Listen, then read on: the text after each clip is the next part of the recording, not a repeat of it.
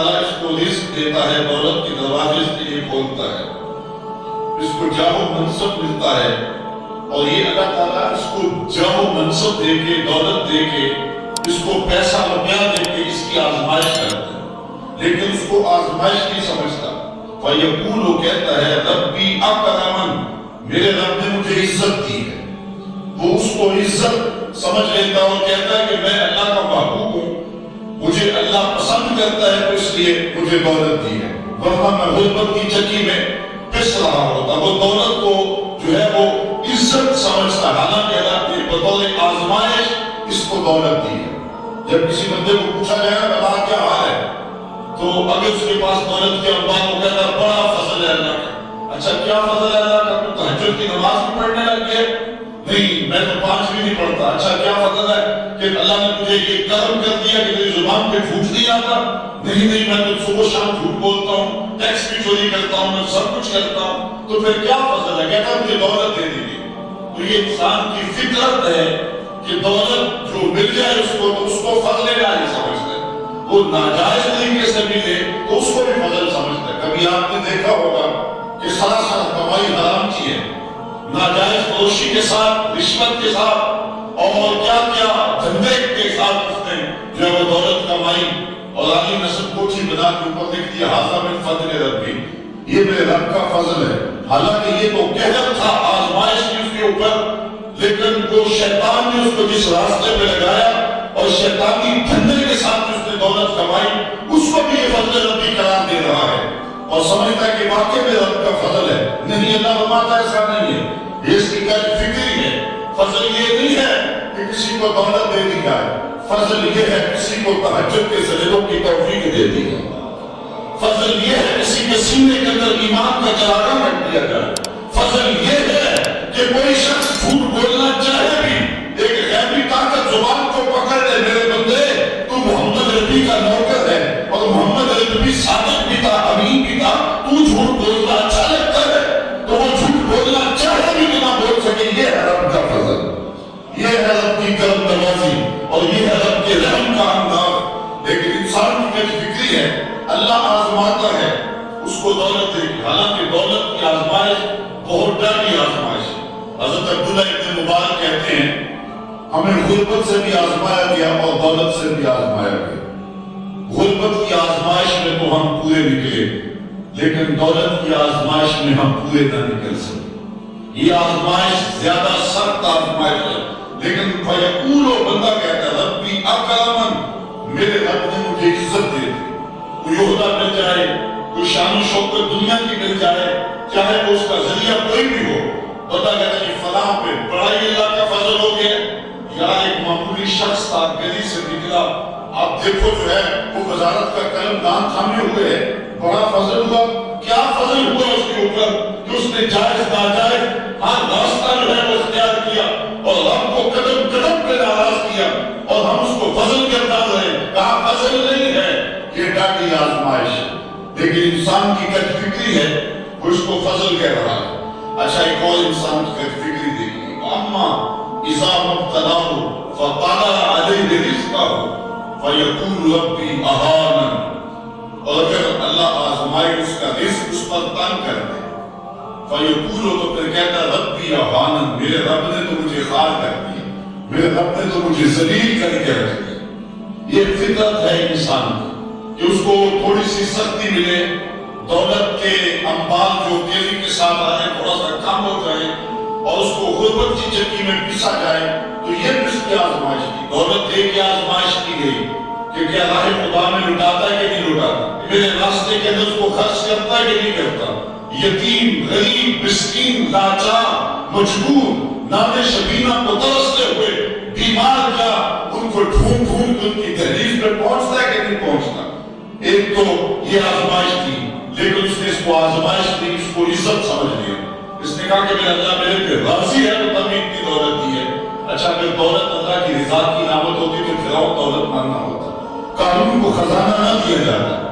اور دوسری بات، جب اس کو دولت نہیں دی جاتی، غربت میں آتا تو کہتا میرے رب نے مجھے رسوا کر دیا۔ یہ بھی اس کی فکری ہے۔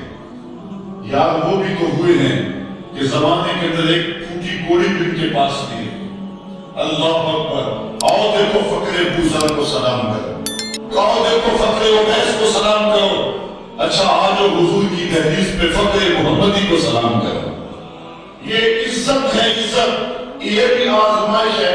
اللہ دیکھتا ہے کہ فقر کی آزمائش میں کون پورا نکلتا ہے۔ زبان پر جو ہے وہ ناشکری کے لفظ تو نہیں لاتا، مل جائے اللہ کی طرف سے عطا ہو تو وہ بھی آزمائش ہے کہ اس پہ شکر ادا کرتا ہے کہ نہیں کرتا، اور نہ ملے تو یہ بھی آزمائش ہے کہ اس پہ صبر کرتا ہے یا کہ نہیں کرتا۔ معاملہ کر دیا، شور غل مچا دیا، لٹ گیا، میرے پاس کچھ نہیں، اپنی غربت کے اشتہار لگا دیے۔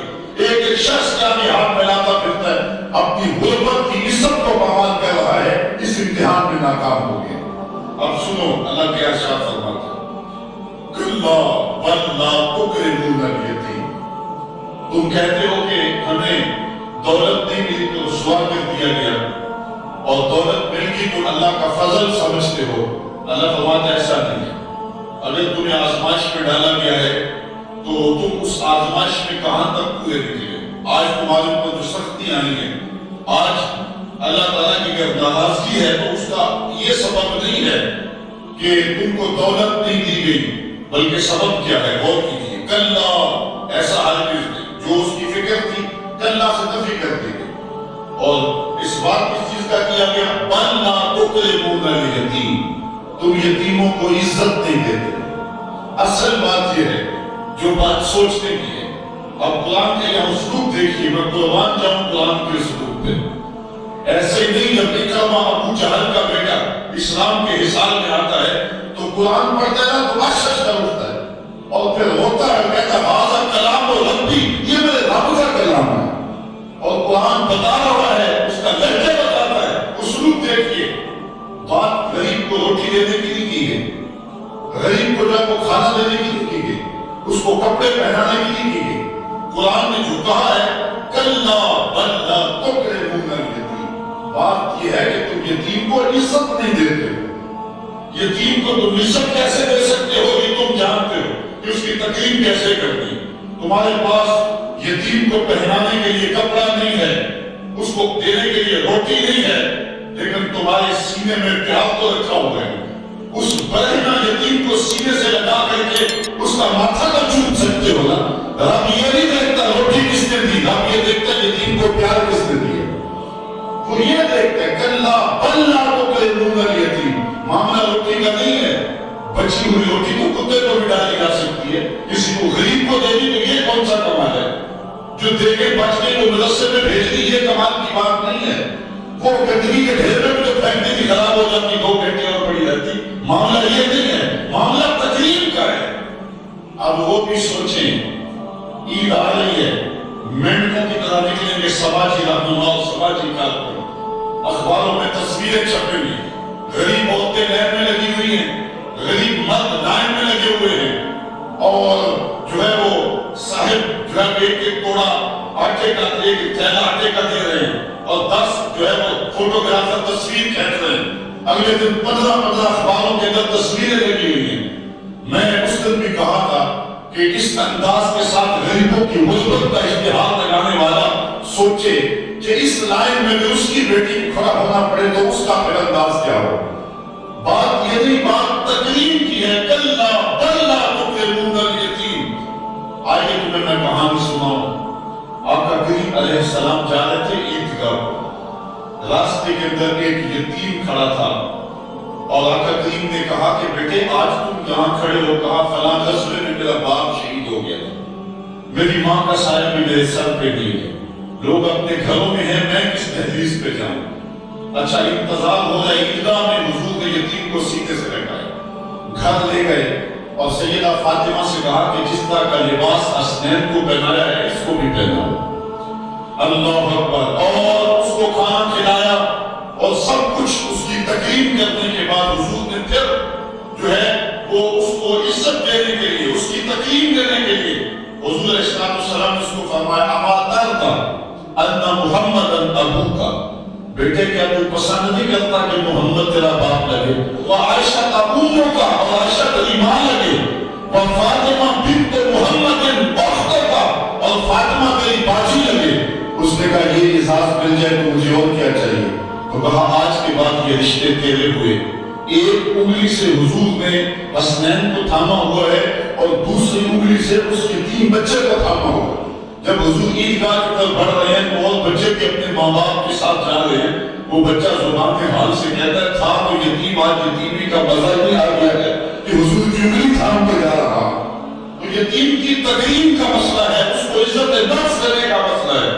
یتیم کو لوگوں کے اندر کھڑا کر کے اس کو اعزاز دیتے ہو, وہ اعزاز نہیں ہے, وہ رسوائی ہے. مجھے 1 سال قبل ایک ایسی تقریب میں لوگ کھینچ کر کے لے گئے جہاں وہ آج کل اجتماعی شادیوں کا رواج ہے. تو میں بڑی معذرت کی, میرے لیے مشکل ہوگا کیونکہ مجھے اندازہ تھا اس تقریب کا, لیکن میں کبھی گیا نہیں تھا پہلے. تو میں جب اس تقریب میں پہنچا تو یقین جانے کے 2 دن تک جو ہے وہ میں بے چین رہا ہوں. میں کہتا ہوں غریب سے غریب آدمی ہوتا ہے نا, اس کو معاشرے میں پروٹوکول اعزاز نہ بھی ملے تو شادی والے دن تو مہمان خصوصی وہی ہوتا ہے نا, اس دن تو سارے اس کے چہرے کو دیکھتے. لیکن ان دولوں کو بھی جو ہے وہ لائن میں بٹھایا ہوا تھا اور ان پر مہمان خصوصی کوئی اور بیٹھے. میں نے کہا یہ بیچارے مسکین آج بھی مہمان خصوصی نہیں ہیں, آج بھی ان کی زندگی کا عالم دن ہے اور آج بھی اتنے لوگوں کے سامنے اشتہار لگایا جا رہا ہے کہ غریب لوگ, اور دلہنوں کا بھی اشتہار لگایا جا رہا ہے یہ غریب بچیاں ہیں. اور پھر کیا ان کے چہرے پہ کوئی مسرت کے آثار تھے اور نہ ان بیٹیوں کے چہرے پہ کوئی مسرت کے آثار تھے. تو لوگ خوشی بانٹنے چلے ہیں لیکن غموں میں اضافہ کرتے چلے گئے. رات کی تنہائی میں نکلو, اندھیرا پھیلا ہوا ہو, کوئی دیکھنے والا نہ ہو, اپنی سائے سے بھی بچو اور جا کے غریب کے گھر میں رقم پھینک کے آ جاؤ, اسے پتہ نہ ہو یہ پھینکی کس نے ہے, اور پھر وہ شادی کرے جو دعائیں ان کے لہجے سے نکلیں گی آج تک پہنچے گی.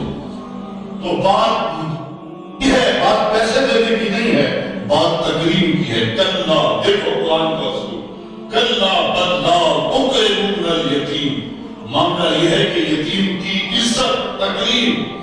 میرے باپ کے آقا مولانا تو یہاں تک فرمایا جب بچے اکٹھے کھیل رہے ہو, تمہارا بچہ بھی بچوں میں کھیل رہا ہو تو بچے کو بیٹا کہہ کے آواز نہ, اس کا نام لے کے پکارو. عرض کی حضور بیٹا ہے, بیٹا کہہ کے پکاریں گے تو حرج بھی کیا ہے؟ کہا تم نہیں جانتے, ہو سکتا ہے وہاں کوئی یتیم بچہ بھی کھیل رہا, اور جب یہ تم کہو گے تو تڑپ جائے گا. آج میرا باپ ہوتا تو مجھے بیٹا کہہ کے پکارتا, لیکن آج میں محروم ہوں. تو کہا مسئلہ یہ ہے, کلا بل لا تکرمون الیتیم ولا تحاضون علی طعام المسکین. دیکھیے قرآن کا اسلوب, ایک تو یتیم کی تکریم نہیں ہے, یہ ساری افطار اس لیا ہے, اور دوسری بات یہ ہے کہ وہ آپس میں ایک دوسرے کو مسکین کے کھانے کی رغبت نہیں دیتے. یہ ایک شخص خود غریب ہے اور اتنی طاقت نہیں رکھتا کسی غریب کی پرورش کر سکے, وہ پودا بنا نہیں ہو سکتا کہ اتنا کہ میں تو کچھ کر نہیں سکتا. کوئی بھوکے تڑپتے ہوئے غریب کو دیکھے, خود نہ دے سکے. اللہ نے اسے زبان تو دی ہے, کسی امیر کی تحریر پہ وہ نہیں جاتا یہ چلا جائے اور جا کے توجہ دلائے کہ میرے ہمسائیگی کے اندر ایک یتیم تڑپ رہا ہے, بیوہ کی بیٹیاں پوری ہو رہی ہیں تحریر پہ, اور وہ جا کے اپنے اعتبار پہ جو ہے ان کا انتظام کر دے. یہ ہے ولا تحاضون علی طعام المسکین.